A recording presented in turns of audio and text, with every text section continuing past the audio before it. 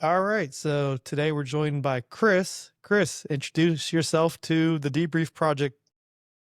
Hey, how you doing, guys? My name is Chris Scicluna, 40, born and raised in a suburb of Detroit, Michigan. I have an 18-year-old son. I was active duty from May of 2003 until May of 2013. Let's see, I was an 88 Mike truck driver in the support element, and I did 3 deployments in Iraq. Okay. What was your military experience prior to Baqubah, '06 through '08? So I did basic and AIT. I left May of 2003. Did both of those in Fort Leonard Wood. And then I was stationed at Fort Hood. I got there around September, October of 2003 and deployed on my first deployment March of 2004 with 2-7 Cav to Camp Taji. Okay. And during that deployment, we took part of Operation Phantom Fury when we were attached to the Marines going into Fallujah. Mm-hmm. We also went with the Marines into Najaf and basically service area of in Talil, I believe, outside of Taji. Yeah. So you were there with the 2-7 crowd. Yes, yes. How was your Fallujah and the Joffs experiences? I mean, they were wild. I had barely been in the military for a year, and I was 19, and we drove some concertina wire high distance from the city and lived there for a year or a month and a half. And it was intense. It was everything you would imagine that would happen in such a battle that took place. Okay. All right. So now that brings us to Baqubah. And you were at that time 2-7 reflagged. Everybody was part of 112. You were in Easy Company, right? Yes, yes. All right. So FSC, 88 Mike. What was your rank at that time? Uh, uh, Specialist. Specialist. And what was your position, or what what part of the FSC were you in? So I was in the support element. We basically took care of, food and fuel and ammo distribution to all the different line companies. We would rotate in and out of the different outposts to support the line companies, whether it was for pulling security or we'd have cooks out there, whatever the case may be. Okay. All right. So this is your time. I mean, what would you like to share from your experiences in Baqubah? So that's a hard story for me to tell, but it was this day changed my life. And so it was December 31st, 2006. We had only been in country for 2.5 months or so, and we were rotating out to one of the outposts, KBS, Kad Bani Sad, which meant a convoy down Route Vanessa. So the initial convoy, we were at the gate ready to leave. There was a couple of tanks, a Humvee with Sergeant Coelho. He was a cook. He was driving. Specialist Escalera. He was a fueler. He was gunning. I was in the TC seat. Specialist Smith was behind me, and Specialist Schiller was behind the driver. Before we left out, they called over the radio and they said, "Hey, Scicluna, we're going to throw a fuel truck in the convoy. So we need you to get out and TC the fuel truck." I said, "Okay, gotcha." So I get out, get in that vehicle. Schiller gets out from behind the driver's seat and takes my seat in the TC seat. So now we got 2 tanks, Humvee, another tank, fuel truck, another tank behind us, something close to that. We head out on a convoy, maybe 5-10 minutes into the convoy. IED goes off, just misses the Humvee. So we're like, okay, good, keep pushing. About 5-10 minutes later, another IED goes off, and it was a dead hit. It hit the Humvee, smallest target in the vehicle, in the convoy. and we see the blast. We know something happened.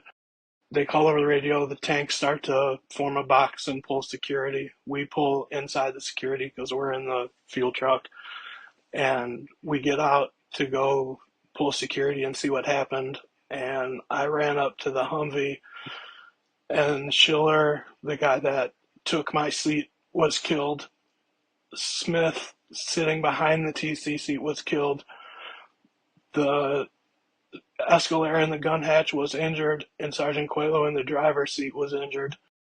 So we had to pull security, call in a 9 line, and get the injured guys loaded up, and wait for them to come out and release the scene, basically. And then we went back to Warhorse and cleaned up, did kind of refit, and then the next day went right back out and right back down that same road and right back out to that same area. And it was that day that that blast was meant for me, I feel like.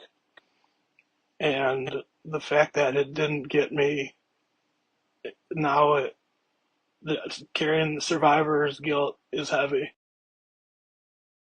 And that was, like I said, we were 2.5 months in country into a 15 or 16 month deployment, still going down that same route, going to that same areas, reliving it every couple of weeks. And ever that day changed my life. It, I really feel like that was supposed to be my time to go, but I didn't. So it tells me that my job here is not done. And now every year on New Year's Eve, he used to like to drink Crown Royal. So now every year on New Year's Eve, I go leave a shot of Crown at a random bar somewhere, and I just try to celebrate him in that way. And I spoke to his parents to make sure it was okay that I shared this story, and they supported it and said absolutely. And my that day changed my life. I mean, it's, to experience something like that and witness it and be in there putting your hands on bodies, and the just the whole experience was something that I'll never forget. Have you seen mental health? Have you talked to Yeah, professionals about yeah, this? oh yeah. I'm in therapy. I have, my doctor manages my medication. Okay. Yeah, I didn't want to let's start getting too deep here and for No, you to no, it's not okay. be talking to anyone. So that's good though. So how has mental health helped you with this experience? Well, it's tough. I went through a MEB after 10 years, so I got medically retired in 2013, and it's kind of been a struggle ever since. I mean, I have my good days, I have my bad days. Sometimes more bad than good, sometimes not. And but it's a constant struggle for me. I did a third deployment after my second one in Baqubah, and that just kind of further added onto things. About a year and a half after that was when they put me through the medical board. But it's something that I'll probably be fighting for the rest of my life. When you experience things like that, it changes you. And I know that I have to put the work in now, and I'll probably always have to too. Yeah, I mean, hopefully you put in the work. You have a good care team that takes you from where you're at now to hopefully get that transition to going from PTSD to PTG, post traumatic growth, and then from there you're just doing kind of some maintenance. Um, but yeah, that is definitely a traumatic event because I mean, you literally went from the vehicle that was hit with KIAs to a vehicle that wasn't hit, and then, like you said, so driving down that route every couple weeks. So that route, where were you guys going and who were you supporting? I believe it was Charlie Company Okay. 112, and we Okay. were going to KBS, the outpost KBS. And so we would, like I said, we would rotate out there every couple of weeks to provide support, whether it was with restocking with ammo. We had a refuel point and a mobile kitchen, and we'd go pull security out there, so the line companies didn't have to. Okay. Yeah, so that's another just showing where during that time period where a support element wasn't just being support. You weren't just driving up and down the routes. You were going out, living at a checkpoint for a couple days, couple weeks at a time, pulling security, being a part of the element. So you were out there with Charlie Company at one of the outposts. And it got to the point where after that incident, um, they wouldn't allow smaller wheeled vehicles down that route anymore. So when we would rotate out to KPS, they would stick one of us in each of the tanks, and we would go that way. They just said there's too many IEDs going off on this road. It's not safe for wheeled vehicles, so track vehicles only. Okay. Yeah, I mean, and that's yeah, the IEDs. There was a lot of them. They were big. They were buried. I mean, yeah, it was a rough time. So, if it wasn't a tank or LHS or bigger, you know, Yeah, it was had to dangerous. make those adjustments. All right. So, what else about Baqubah? Is there anything else that sticks out with Baqubah, or is it more just the major incident that changed your life? Well, it was. I mean, the whole deployment. The fact that we got extended, the fact that we were. I don't know the number, but I know 112 Cav suffered a lot of casualties, and experiencing those heroes flights was also something that I'll never forget. We'd line up on the flight line and they would load the bodies up and fly off, and it seemed like we were doing that once a week. If not multiple times a week, Right, right. before the surge made its way up to us. But yeah, it was a rough time. I mean, Yeah, we Baqubah, especially. I mean, you were one of the guys who came from the first time, first deployment from 2-7. I mean, you talk about night and day. Those two deployments were. yeah, yeah. They were different in their own likes. The first one with 2-7, I was just a kid. It was exciting. I didn't really understand what comes next, and but then I was ready for my second one, and the third one when I was stationed in. I did my third deployment with 164 Armor and Third Infantry Division, and after third ID, I got stationed in Germany. And when I was in Germany, that was when my doctor suggested that we go forward with the MEB process. So they sent me from, I was in Schweinfurt, Germany, and they sent me to El Paso to the WTU for about 6 months to go through the medical board process. Okay. And how did that process? What was your feelings and thoughts during that time? It was really hard for me because that's what I wanted to do. My entire identity as an adult was wrapped up in that uniform.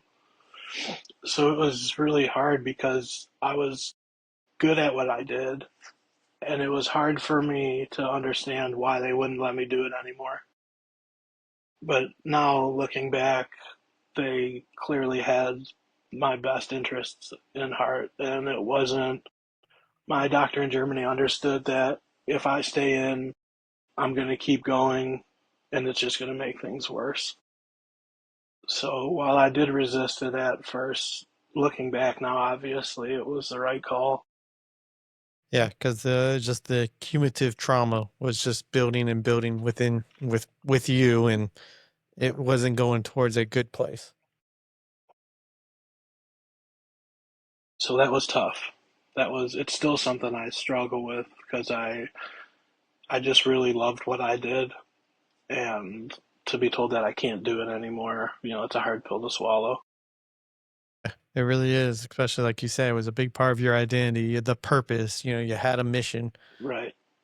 And that's what I've been lacking since is I went to college after the military. I have a bachelor's degree, but I had a job. I had a good job working for the government for a few years, and then the disabilities were getting in the way, and they basically told me I worked for Social Security, and they basically said you should resign and apply for disability through Social Security because of the disabilities. So that's what I did, and no, of course I apply for Social Security and it gets denied. Imagine that.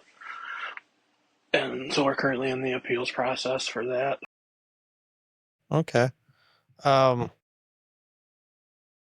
and that's the whole purpose of the debrief project is, the history, you're sharing what happened on that December 31st, but it's also to get to the healing, because if you just keep it all bottled up and you don't share, it leads to bad things. So we want to capture the history of the battle for Baqubah by those that were there, and then provide a safe space here. Yes, online, it's still a safe space of a place where you can share and create a healing moment. So, but yeah, I'm glad we are able to do this. We're glad we can talk and be able to provide that space for some healing. Me too. When I first saw it, I battled back and forth. Do I tell the story? Do I not tell the story? Do I share it? And I ultimately landed on yes, this is a situation that changed my life forever. And I think it's a story that people deserve to hear. And why were you afraid to share this story? Honestly, one of the biggest reasons is because I was an FSC, right? We weren't kicking the doors.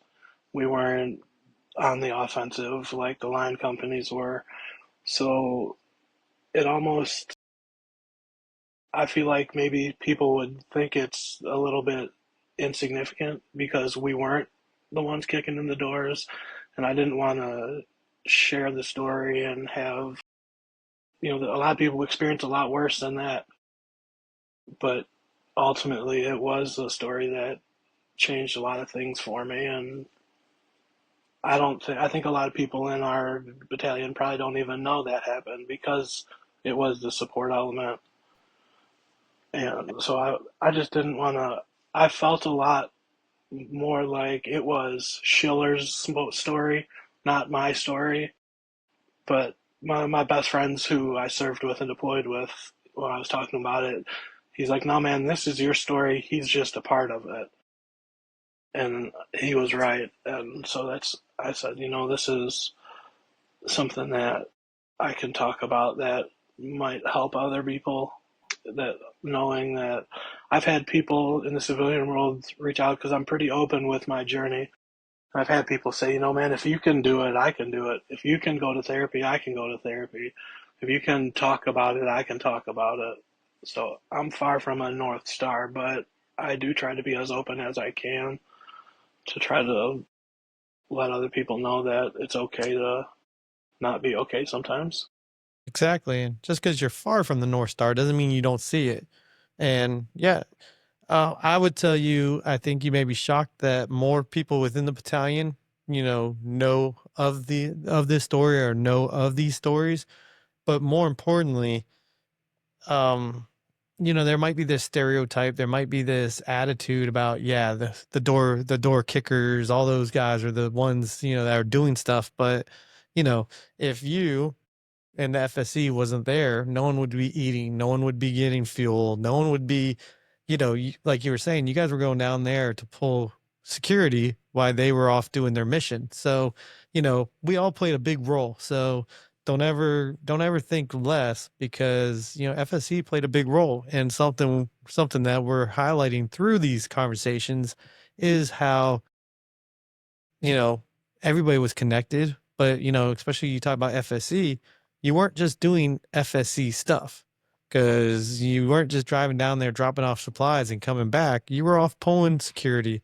Um, you're talking about, you had a 92 Fox as a gunner. You had all these other people that were all thrown together out there doing missions. So definitely don't hesitate to share. I mean, personally, being a support person, I understand, but also know, hey, we play a big role in things. So if FSC wasn't there, those line companies would be in a lot of trouble. So definitely don't don't diminish what your experiences are, and don't diminish what you did or what the FSC did. So yeah. That's a good outlook. I appreciate you for saying that. Yeah, no worries, but it's the truth. I mean, here, real quick. After my time, I went off, became an officer, and I commanded FSC. So, and it was in a field artillery unit, but same thing. I mean, if you're not on the road, if you guys aren't doing your mission, cool guys can only be cool for so long. So yeah, so definitely don't let anything take away from your story. And it's great that you shared. I mean, I don't know if there's anything else you would like to go back and talk about from like your time out at the KSB or so on. But, it's It important was to share the FSC perspective. it was interesting, doing rotating out to the different outposts and doing the security, because you're right, that is not typical 88 mic work. It was just a very impactful deployment the entire time. It was constantly that fear. That one was one. Even all the stuff we went through in '04, it was like that was nothing compared to what we went through at Warhorse and that whole area. And it was every day. There was never a day that went by where you felt safe.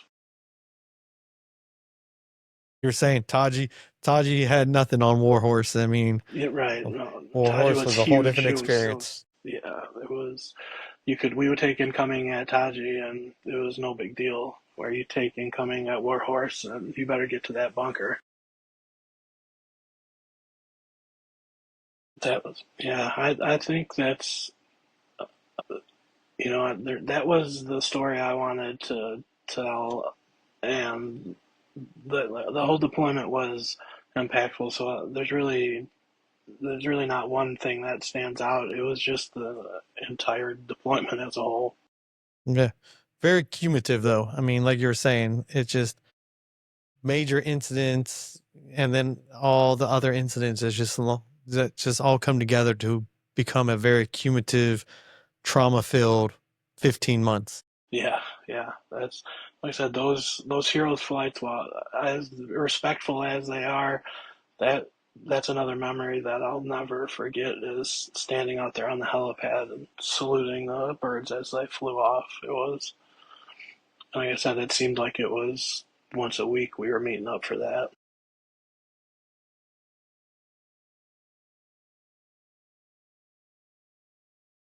How did Baqubah affect you now? Or how I would you mean, say it's affecting you?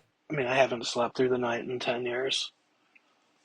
Uh, I deal with the spoils of war, the anxiety, depression, the PTSD,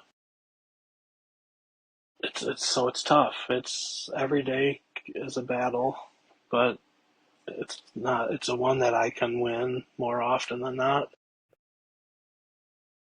It's And it's been very true. tough. It's had but I'm lucky that I have the support system that I do. I know a lot of people don't have that, and my father is a retired police officer, and he's his second career. He just retired as a pastor, so that's a pretty good resource to have when you go through the things that I went through. My big brother was a SWAT cop for a decade. He was in the reserves, did one deployment in Iraq, and now he's a school cop. So that's a good resource. I'm just lucky that I have the people in my life that I do now, because it would sure make things a lot harder if I didn't. Plus, you are seeing mental health. You're using your VA benefits, right? So Yeah, oh, yeah.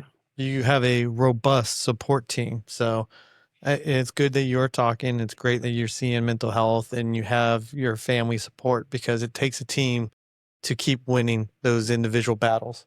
Yeah, I'm actually connected with a local nonprofit too. It's ran by veterans. It's for veterans. So the area in Michigan where I live is referred to as Downriver. So it's an organization, Downriver for Veterans, and it was founded by a lady named Ann, who was an Air Force vet, and it's all it's all veterans and families. I'm connected with them, so I can, if I need to kind of be around some of our people, I can say, hey, who's doing anything, or can I come in and help somehow? And then I can go be around some vets. You know, most of them are Desert Storm, Vietnam era, but it's good that I can still go be around people that get it. Yeah. Hey, you're still around the community. You're still around the brotherhood, right? Yeah, yeah. That's what having those people in my corner has been a blessing. Awesome. Well, I'm glad to hear that. It makes me feel great that, you're able to share your story, you're able to heal through sharing, and you have a very supportive community. You have your support network to help you, all the time. Yeah. Turn it over to you for any last words. I spent the majority of my first two deployments behind the 50 cal, and then my third one I was working more in ops, so I didn't get to go out very often. Okay. Yeah. I mean, progress with rank, so Yeah, sometimes you get a little rank and they take you away from the line, but yeah. I said sit behind this computer. yeah. But yeah, so Chris, I really do appreciate you sharing, for you to come on, share Thanks your for having story. me. But I kind of leave the last word to you. So please, whatever you'd like to share with the group, the time is yours. I just want to say thank you for providing a space for all of us to tell our story. Thank you for listening to mine. I really look forward to seeing what comes out of all this, because I know that time did change a lot of people's life. So I appreciate you guys for coming up with this and giving us a space to tell our story and talk about some things that are uncomfortable, but things that are important for other people to hear. So thank you for having me. I appreciate your time. Awesome. Well, Chris, thank you for sharing.